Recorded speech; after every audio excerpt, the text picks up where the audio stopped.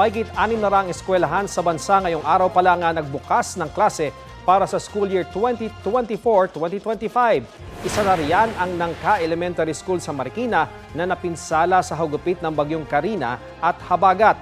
Nasa 3,700 na estudyante mula kinder hanggang grade 6 ang papasok dyan ngayong araw. Nilinis at maayos na ang mga silid-aralan.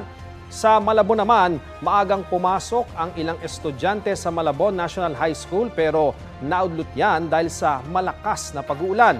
Binha kasi ang paligid ng paaralan. Nag-anunsyo na ng suspensyon ng klase ang Malabon at Navotas sa lahat ng antas sa pampubliko at pribadong paaralan ngayong araw dahil sa inaasahang pag-ulan na sasabayan pa ng mataas na high tide mamaya. Kapuso, alamin ang maiinit na balita. Bisitahin at mag-subscribe sa GMA Integrated News sa YouTube.